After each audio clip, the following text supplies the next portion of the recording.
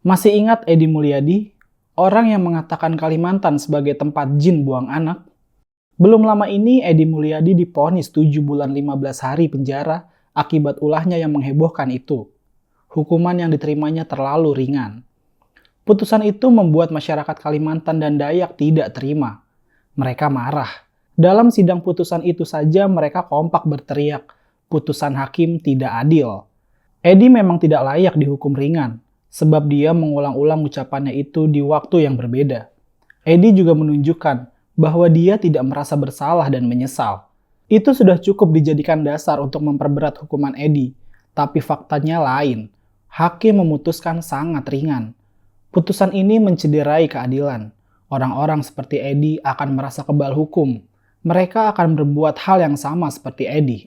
Dan itu adalah kabar buruk. Indonesia tengah berjuang membersihkan hoaks dan framing jahat. Jika Edi dihukum ringan, perjuangan melawan hoaks tidak ada artinya. Sebelumnya, Edi mengklaim pernyataan di YouTube itu adalah karya jurnalistik, tapi kemudian disanggah oleh banyak pakar. Apalagi Edi tidak terdaftar sebagai wartawan di Dewan Pers. Ini saja sudah cukup untuk menggambarkan sosok Edi sebagai orang yang tidak bertanggung jawab. Ia sampai menyeret-nyeret jurnalistik untuk membenarkan tindakannya itu. Edi adalah kader PKS. Kebenciannya pada Jokowi dilampiaskan ketika Jokowi memutuskan ibu kota negara pindah ke Kalimantan. Sebenarnya tujuan Edi adalah mengolok-olok Jokowi, tapi yang marah warga Kalimantan. Ia juga menyebut soal Prabowo Subianto yang dulu didukungnya dalam Pilpres. Prabowo dianggap telah mengkhianati perjuangan mereka. Itu disebabkan Prabowo masuk ke gerbong pemerintahan. PKS merana bersama Demokrat karena menjadi partai yang dikucilkan. Oleh sebab itu, mereka melampiaskannya pada Jokowi. Kasus seperti Edi ini tidak bisa dianggap remeh. Indonesia terdiri dari banyak suku bangsa, agama, dan golongan. Jika percikan kebencian ini dibiarkan, akan ada banyak orang yang meniru aksi Edi, lalu mengklaim sebagai kebebasan berekspresi.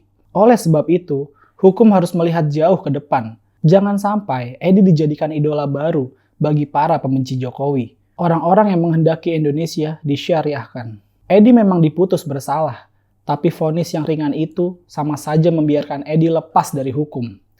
PKS memang memiliki kebencian yang mendalam terhadap Jokowi. Edi hanya sekrup kecil dalam mesin kebencian PKS itu. Karena selama 2 periode kepemimpinan Jokowi, PKS selalu berada di luar barisan karena Jokowi tidak mau merangkulnya. Saat ini PKS juga tengah mencari muka di tengah kenaikan harga BBM. Kebencian yang telah menumpuk sekian lama itu mereka tumpahkan. Bebasnya Edi dari kurungan juga menambah amunisi bagi PKS untuk melakukan serangan lebih masif lagi. Maklum saja, Edi memiliki pengikut dan cukup aktif dalam menyebarkan propaganda. Kasus Edi memang belum berakhir.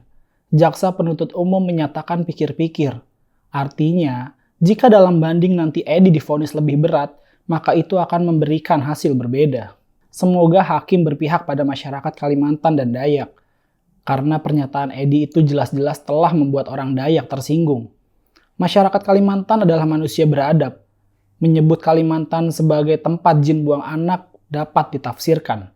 Menyebut Kalimantan sebagai wilayah yang udik, tertinggal, dan tidak beradab, itu tentu melukai hati masyarakat Kalimantan. Oleh sebab itu, Edi harus bertanggung jawab dan menerima hukuman setimpal. Ayo, pantau terus kasus Edi ini. Jangan kasih kendor.